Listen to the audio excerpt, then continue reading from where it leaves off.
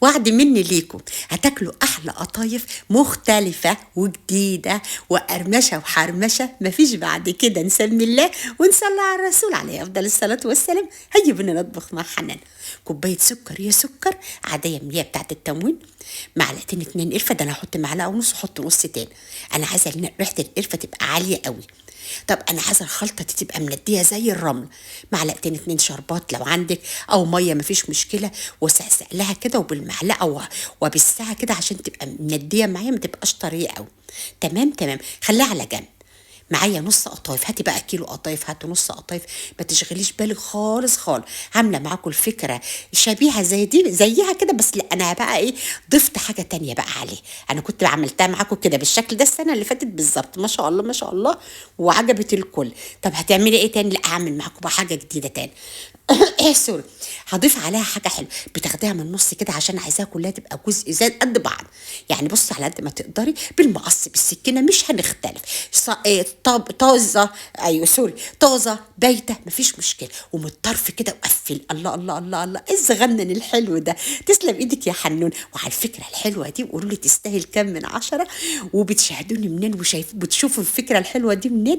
بحب قوي قوي قوي، بحب تفاعلكم، وبحب ابقى معاكم واعرف انتوا منين وبتتابعوني منين. الفكره دي طالعه من اسكندريه، انت بقى وصلت لحد فين؟ قفلت من الاطراف دي كلها بسم الله ما شاء الله، لا حول ولا قوه الا بالله. وكالعاده ربنا ما يقطع علينا عاده. وطاسه فيها زيت، وما تشغليش بالك خالص، زيتك هيفضل زي ما هو، ومعلقه نشا هرميه، ولا نقطه زيت. في القطايف كمان يا حنون، في القطايف طبعا مكمله معانا. نزلت بنص كميه القطايف كده في الطاسه وهي سخنه. الزيت سخن والنار عاليه، خلي النار عاليه والزيت سخن عادي خالص، ما تشغليش بالك، مش بتتحمر على طول. تفضلي تقلبي تقلبي لحد ما تاخد معاك اللون الكهرمان ده يا وعد، ولا نقطه زيت. والصوت كمان، الصوت بقى تسمعي الصوت، مش عارفه الصوت هعرف اسيب لكم الصوت ولا لا. الصوت بقى ايه ده ايه ده ايه صوت القرمشه والحرمشه اللي احنا فيها دي. نزلت بقى بالخلطه السكر السكر يا سكر بالقرفه اللي احنا مندينها بقى كده، ولا شربات ولا اي حاجه. بقيت الكميه اهو تاني كمان بعد خالص. اي صوص بقى عايزه تحطي على شربات حطي، عايزه عندك صوص كده شوكولاته، اي صوص ابيض. عايزه اقول لكم على خلطه الصوص الابيض الاقتصادي، مفيش اي مشكله. المهم خد الفكره وقومي اعمليها للولاد، ولا تشيلي هم زيت ولا تشيلي هم اي حاجه. بحبكم في الله.